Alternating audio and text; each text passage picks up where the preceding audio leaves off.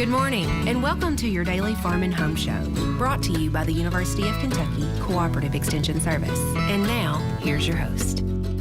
Good morning and welcome to your Farm and Home Show. My name is Joanna Coles, and this morning these ladies from Henderson County are visiting with us. Camille Lambert, who is the Extension Agent for Agriculture, and then Kelly McIndoo, and she's your intern this summer. My very first intern. So not only is she an intern, she's Camille's very first intern. Yes. How's it been, Kelly? It's been great. I've learned a lot of beneficial information that I didn't know before. All right, so exactly what an intern's supposed to do is learn all this information hands-on. I'm sure you've had her in the field. A lot. Yeah. A lot of field walking. Hot days. Yeah, you picked a great summer. It's fun, right? Yes, you just kind of tell yourself it's not as hot as it really is, and you just it's fine. Go. Yeah, drink some water and go on. Now you guys have been doing a lot of work with soybeans. We have. And so now, do you have a soybean fungicide project, or? So we do not have a project with fungicides, but we've been looking at so many different aspects of soybeans, and right now is when all the calls are coming in. Do I need to put a fungicide on? Do I not need to put a fungicide on? My neighbors are spraying. Should I be worried because I'm not spraying? I get that call so often, and so I think that's one thing that the University of Kentucky can assist with, is helping you make that decision, because you don't always need to make a fungicide application, and especially with the prices the way they are right now, you know, why spend money if you don't need to, and you probably won't even get a good return from it, because we haven't seen much disease this season. Yeah, it's been a great year so far. You know, we're kind of just all holding our breath, because there still could be things that come in, but so far so good. Yeah, yep. We always see a little bit of brown spot. So this one actually has just a little bit. Let's see, I need to show it over here.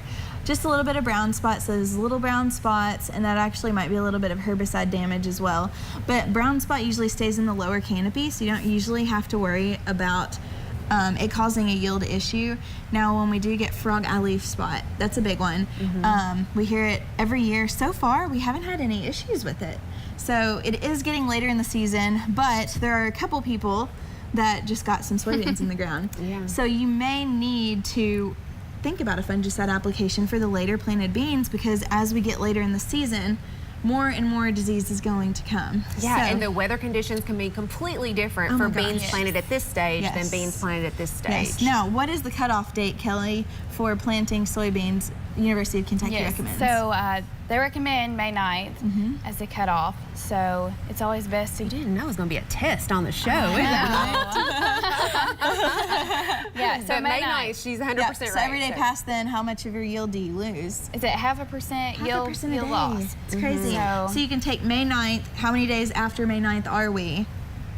And that's how much your yield's could go down, potentially. Now, there's always those years that everything's amazing, and it doesn't end up that way. Yeah, but and Kentucky weather can kind of throw a wrench into all of that. Right. But over that date has been calculated over years and years of research. Years of research. So we are very confident in making decisions, or helping you all make decisions.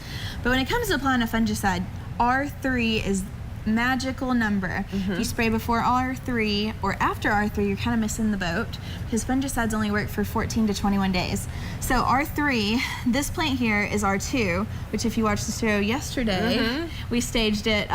So flower in the top 2 nodes is R2.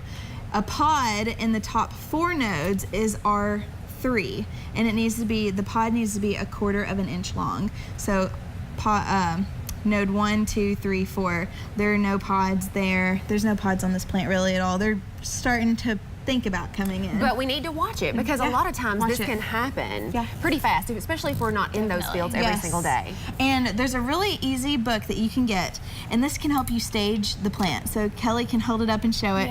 But it's for corn and soybeans. It has pictures of growth stages, pictures of diseases, how to make a replant decision. It's got everything in that book, and it's super handy. Throw it in your back pocket, keep it in your truck, and that way you can have a little bit of guidance before you bring something into the extension office, where we can help you. Where do they get these, Camille? You can actually order those. So those are through Purdue Extension.